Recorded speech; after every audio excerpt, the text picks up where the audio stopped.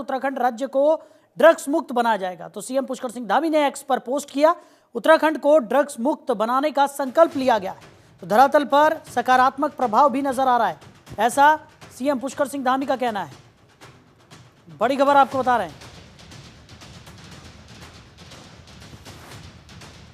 तो सीएम पुष्कर सिंह धामी ने एक्स पर पोस्ट कर कहा कि उत्तराखंड को ड्रग्स मुक्त बनाने का संकल्प लिया गया है और धरातल पर सकारात्मक प्रभाव भी इसका नजर आ रहा है।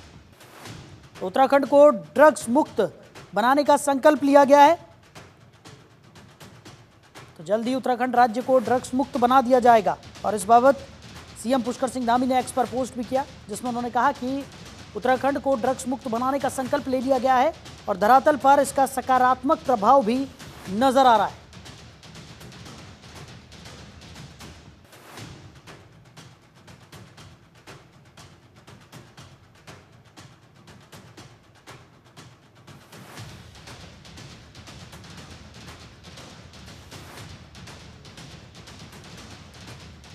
बड़ी खबर आपको बता रहे हैं। तो जल्द ही उत्तराखंड राज्य को ड्रग्स फ्री बना दिया जाएगा, जिसको लेकर सीएम पुष्कर सिंह धामी ने भी एक्स पर पोस्ट किया। उन्होंने कहा कि उत्तराखंड राज्य को ड्रग्स मुक्त बनाने का संकल्प ले लिया गया है और धरातल पर इसका सकारात्मक प्रभाव भी नजर आ रहा है।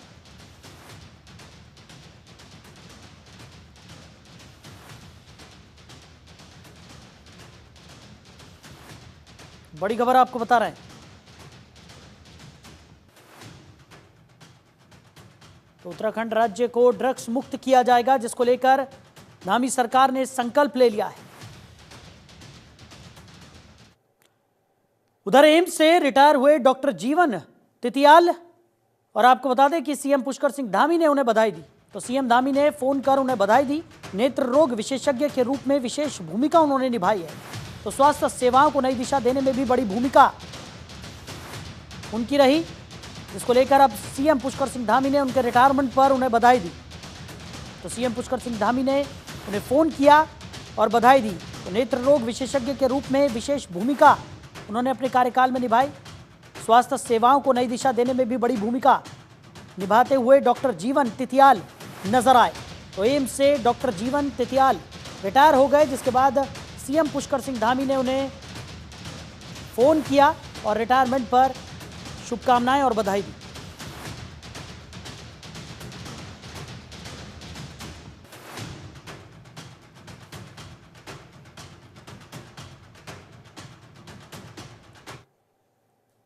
उधर हरिद्वार में सीएम धामी के नशा मुक्ति अभियान के तहत ड्रग विभाग ने छापेमारी तेज कर दी है। अभियान के तहत मीरपुर में एक मेडिकल स्टोर पर छापेमारी की गई। दरअसल मेडिकल स्टोर पर नशीली दवाइयों की बिक्री की सूचना मिली थी, जिसके बाद ड्रग इंस्पेक्टर अनीता भारती ने छापेमारी की। तो ड्रग इंस्पेक्टर और रानीपुर पुलिस की संयुक्त कार्रवाई से मेडिकल स्टोर संचालकों में हड़कंप मच गया। बड़ी खबर आपको बता रहे हैं।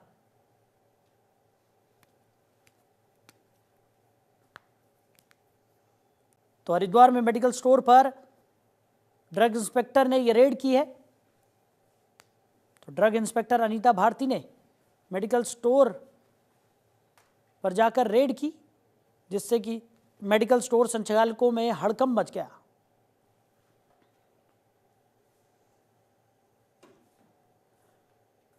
उधर हरिद्वार के बहादुराबाद में भीषण हादसा हुआ। सड़क हादसे में 2 छात्रों की मौत हो गई और आगे चल रहे वाहन से तेज रफ्तार बाइक टकरा गई। तो पुलिस ने शवों को पोस्टमार्टम के लिए भेज दिया है। रघुनाथ मॉल के पीछे यह हादसा हुआ। बड़ी खबर आपको बता रहे हैं। तो हरिद्वार के बहादुराबाद में यह भीषण सड़क हादसा देखने को मिला। सड़क हादसे में 2 छात्रों की मौत की खबर है। तो आगे चल रहे वाहन से तेज रफ्तार बाइक टकरा गई और हादसे में 2 छात्रों की मौत हो गई। पुलिस ने शवों को पोस्टमार्टम के लिए भेज दिया है। बड़ी खबर आपको बता रहे हैं। तो रघुनाथ मॉल के पीछे यह हादसा हुआ है। सड़क दुर्घटना में 2 छात्रों की मौत की खबर है। तो हादसे में 2 छात्रों की मौत हो गई है। बड़ी खबर आपको बता रहे हैं। बताया जा रहा है कि तेज रफ्तार बाइक आगे चल रहे वाहन से टकरा गई और हादसे में 2 छात्रों की मौत हो गई।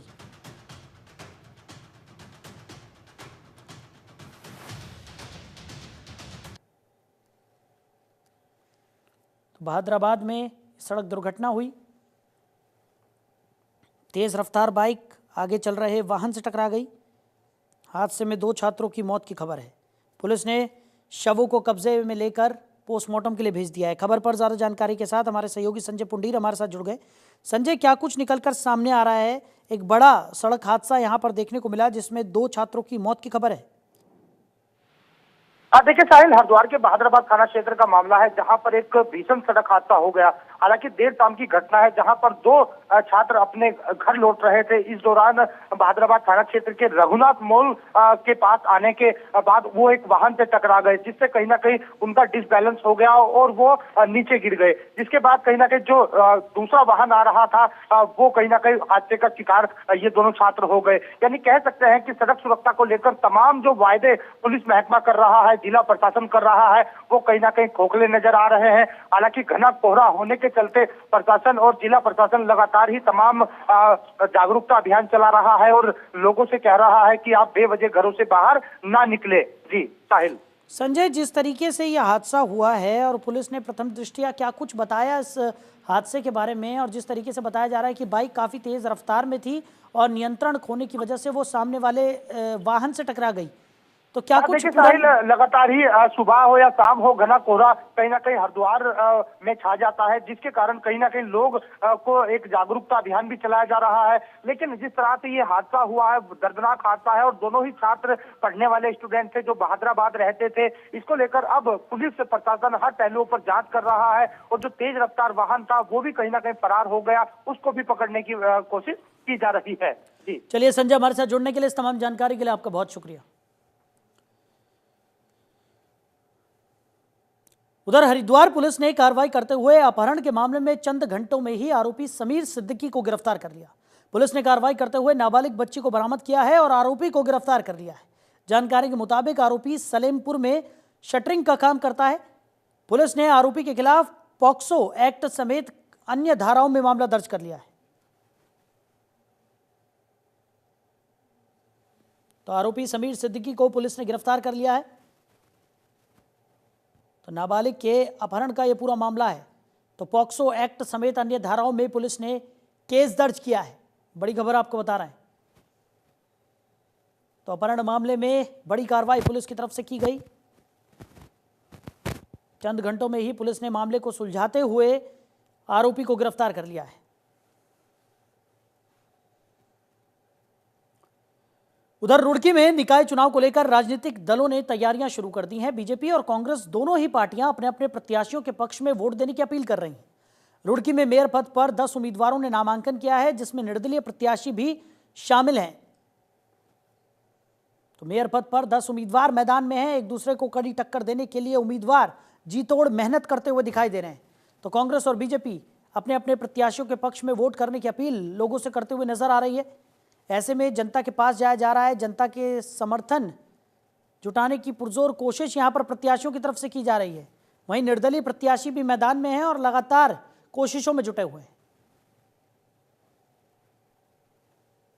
जनता पार्टी बहुत लीड ले चुकी है और भारतीय जनता पार्टी अब लास्ट तक लीड लेगी और भारी मतों से हम लोग विजयी होने जा रहे हैं।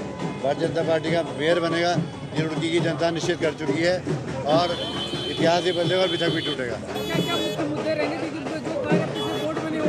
मुद्दा केवल विकास का है। भारतीय जनता पार्टी का बोर्ड बनेगा तो लोगों ने देखा है कि केंद्र में जैसे मजबूत सरकार चल रही है, धामी जी की जैसे धाकड़ धामी की सरकार चल रही है, ऐसे ही शहर में भी मजबूत सरकार चलेगी अगर बीजेपी का मेयर होगा और बोर्ड होगा। निश्चित रूप से लोग भारतीय जनता पार्टी को प्यार देंगे और भारतीय जनता पार्टी हमेशा मोदी, योगी और धामी को स्वीकार कर चुकी है, तो भारतीय जनता पार्टी को ही प्यार मिलेगा। बहुत प्यार मिल रहा है, सबका आशीर्वाद मिल रहा है, बहुत अच्छा लग रहा है।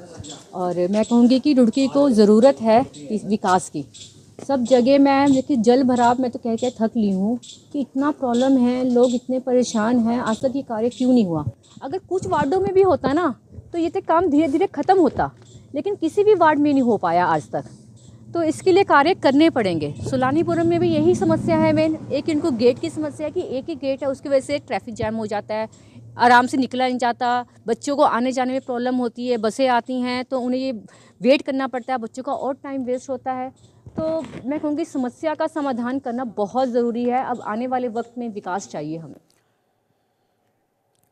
उधर हरिद्वार नगर निगम चुनाव के लिए भाजपा ने चुनाव संचालन समिति, वार्ड प्रत्याशी और कोर कमेटी की बैठक की। तो बैठक में प्रदेश संगठन महामंत्री अजय कुमार, सांसद त्रिवेंद्र रावत, चुनाव प्रभारी ज्योति प्रसाद गैरोला, अध्यक्ष संदीप गोयल और विधायक मदन कौशिक शामिल हुए। इस दौरान प्रदेश संगठन महामंत्री अजय कुमार ने बूथ स्तर तक सरकार की योजनाओं को पहुंचाने और सभी प्रत्याशियों को भारी मतों से जिताने का आह्वान किया। इसके साथ ही सांसद त्रिवेंद्र रावत ने हरिद्वार की जनता पर विश्वास जताते हुए ऐतिहासिक जीत का संकल्प भी लिया।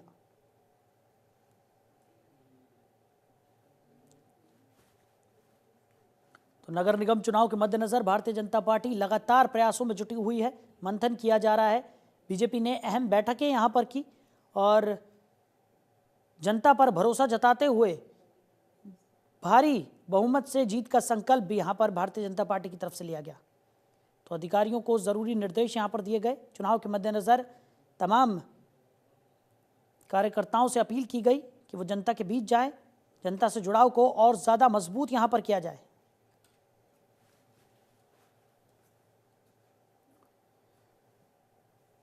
उधर उत्तराखंड में आपदा जैसी स्थिति से बचने के लिए आपदा प्रबंधन विभाग लगातार प्रशिक्षण में जुटा हुआ है। तो आपदा प्रबंधन के सचिव विनोद कुमार सुमन ने बताया कि हमारी कोशिश है कि जितना जल्दी हो सके रिस्पॉन्स करते हुए आपदा प्रभावितों तक प्रशासन पहुंचे और उन्हें हर संभव सुविधा दिलाई जाए। तो संवेदनशील इलाकों में आपदा जैसी स्थिति से निपटने के लिए जिन उपकरणों की जरूरत होती है उन्हें भी दुरुस्त किया जा रहा है।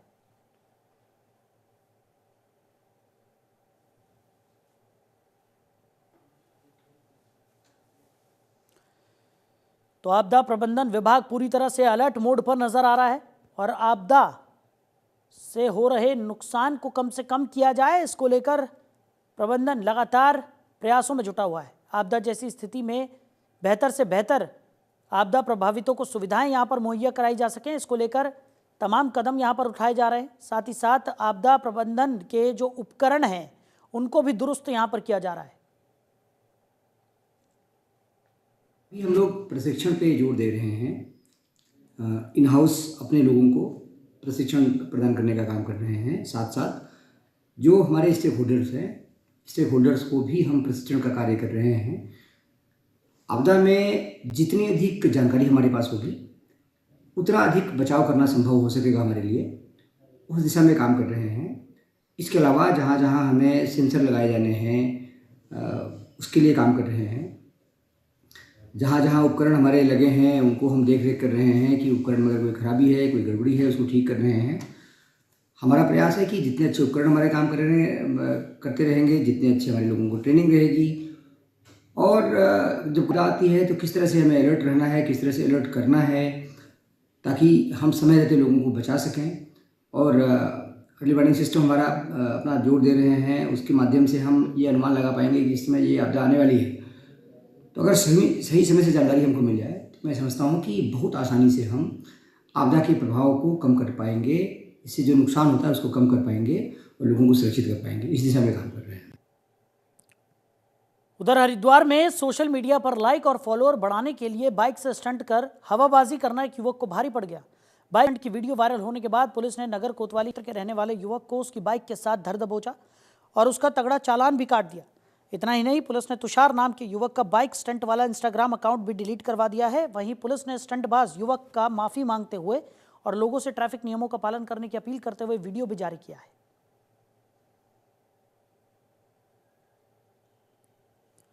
तो इंस्टाग्राम पर लाइक और फॉलोअर्स को बढ़ाने के लिए युवक इस तरह की स्टंटबाजी करते हैं, जिसको लेकर अब प्रशासन पूरी तरह से सख्त नजर आ रहा है। एक युवक ने अपने इंस्टाग्राम अकाउंट पर बाइक से स्टंट करते हुए वीडियो डाला था, जिसके बाद पुलिस हरकत में आई। पुलिस ने युवक का भारी भरकम चालान किया, साथ ही साथ युवक के इंस्टा अकाउंट को भी डिलीट करवाकर एक और वीडियो पुलिस की तरफ से जारी किया गया, जिसमें युवक लोगों से क्षमा मांगता हुआ नजर आ रहा है। साथ ही साथ इस तरीके से ट्रैफिक नियमों का उल्लंघन न करने की अपील करता हुआ भी ये युवक तुषार दिखाई पड़ रहा है। मैं इंस्टाग्राम पे स्टंटबाजी की वीडियोस बनाता था और आज मेरे को हरिद्वार पुलिस ने पकड़ा गया और मेरी बाइक सीज की गई और मेरा इंस्टाग्राम अकाउंट डिलीट किया गया। मैं आप लोगों से यही अपील करना चाहता हूँ कि आप यातायात नियमों का पालन करें और मैं हरिद्वार पुलिस से माफ़ी मांगता हूँ। उधर देहरादून के रायपुर क्षेत्र में अवैध रूप से संचालित गैस गोदाम पर प्रशासन ने बड़ी कार्रवाई करते हुए गैस गोदाम को सीज कर दिया है। प्रशासन की टीम ने तड़के ही रायपुर क्षेत्र में अवैध रूप से संचालित गैस गोदाम पर बड़ी कार्रवाई की है। लीज समाप्त होने के बाद भी वर्षों से उस जगह पर गैस गोदाम संचालित किया जा रहा था। बता दें कि डीएम देहरादून की जनसुनवाई के दौरान एक महिला ने अपनी जमीन पर अवैध रूप से संचालित गैस गोदाम होने और जमीन कब्जे की शिकायत की थी। मामले का संज्ञान लेते हुए डीएम ने अवैध गैस गोदाम का लाइसेंस 3 महीने के लिए निलंबित करने के निर्देश दिए हैं और मामले की जांच के आदेश दे दिए गए।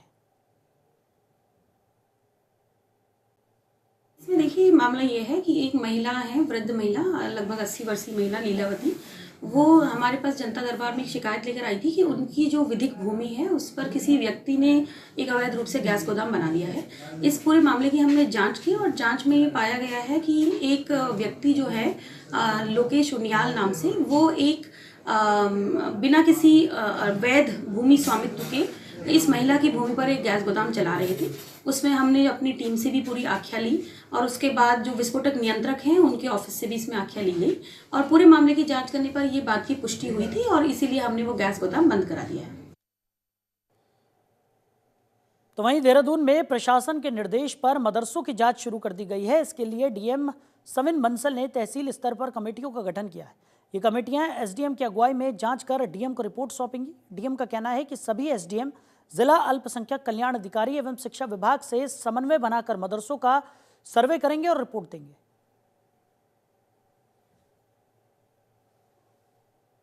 देखिए, इंस्ट्रक्शंस क्लियर हैं कि जो हमारे लीगलाइज्ड वे से पंजीकृत इंस्टीट्यूशंस चल रहे हैं, सो उसमें तो जो हमारे नॉर्म्स हैं प्रिस्क्राइब्ड बाय द गवर्नमेंट वो फॉलो हो रहे हैं कि नहीं। लाइक हमारा करिकुलम एनसीईआरटी पे शिफ्ट हो गया है, मिड डे मील्स हैं, कुछ बच्चों की मूलभूत सुविधाएं हैं, तो उसका एक तो परीक्षण किया जाना है। और सेकेंडली बियॉन्ड पंजीकृत इंस्टीट्यूशंस जो without any valid permissions, without any authority run किए जा रहे हैं, उसके कुछ इंटेलिजेंस इनपुट्स प्राप्त हुए हैं, जिसके बेसिस पे जॉइंट टीम्स कॉन्स्टिट्यूट की गई हैं। हमारे एसडीएम, पुलिस, मदरसा, हमारे जो मदरसा बोर्ड है उसके रजिस्ट्रार और हमारे शिक्षा अधिकारी। सो इनको एक हफ्ते का समय सीमा निर्धारित की गई थी। तो ठंड में बढ़ते कोहरे के चलते अधिकांश ट्रेनें देरी से चल रही हैं। हरिद्वार रेलवे स्टेशन से होकर गुजरने वाली सुपरफास्ट एक्सप्रेस भी करीब 4 घंटे से अधिक देरी से पहुंच रही है। ऐसे में जिन यात्रियों को ट्रेन से सफ़र करना है वो परेशान हो रहे हैं। प्लेटफॉर्म पर ठहरने की उचित व्यवस्था नहीं होने के कारण यात्री परेशान हैं। 4 प्रमुख रूटों की ट्रेनों के देर से चलने के कारण हरिद्वार रेलवे स्टेशन प्लेटफॉर्म पर यात्रियों की भीड़ लगी रही। वहीं वेटिंग रूम में भी यात्रियों की भीड़ बढ़ने के कारण जगह नहीं मिली। यात्रियों को धुंध के बीच ठिठुरन भरी ठंडी हवा के बीच प्लेटफॉर्म पर समय बिताना पड़ रहा है।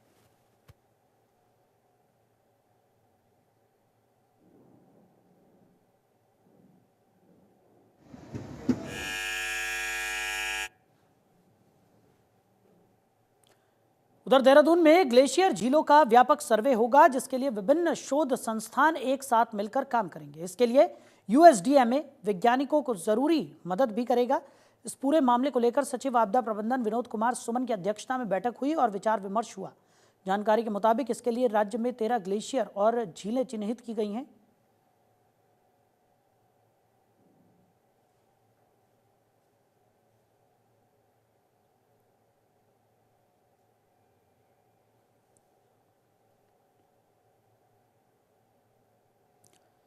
तो फिलहाल इस बुलेटिन में मेरे साथ इतना ही। आप बने रहिए और देखते रहिए जनतंत्र टीवी। नमस्कार।